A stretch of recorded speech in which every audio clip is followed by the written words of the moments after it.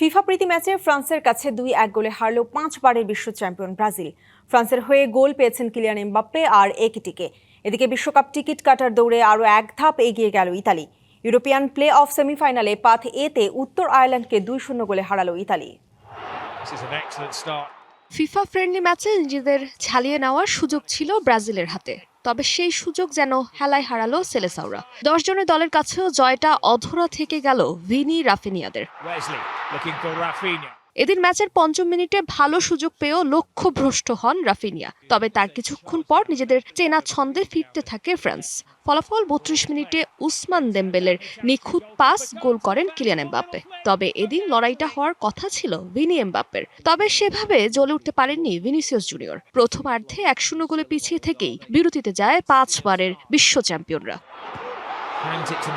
দ্বিতীয়ার্ধে আক্রমণের ধার বাড়ায় ব্রাজিল, তবে কয়েকটি সুযোগ তৈরি করলেও গোলের দেখা পায়নি তারা। 55 মিনিটে ব্রাজিলিয়ান ডিফেন্ডার ওয়েজলিকে ফাউলের জন্য প্রথমে হলুদ কার্ড দেখানো হলেও ভিআর দেখে সরাসরি লাল কার্ড দেখানো হয় ডায়াট উপামেনকে। ফলে 10 জনের দলে পরিণত হয় ফ্রান্স।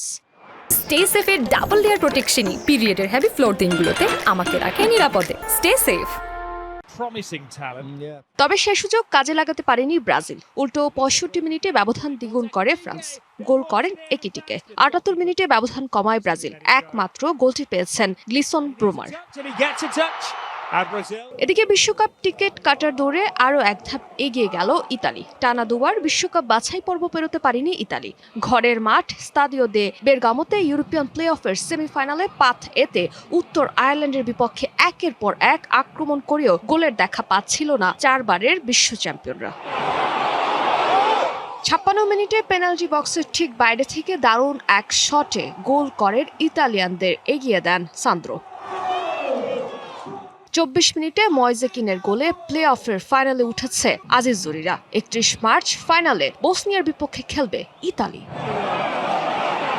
ফারজানা জাহান প্রিয়া, ডিবিসি নিউজ ডেস্ক।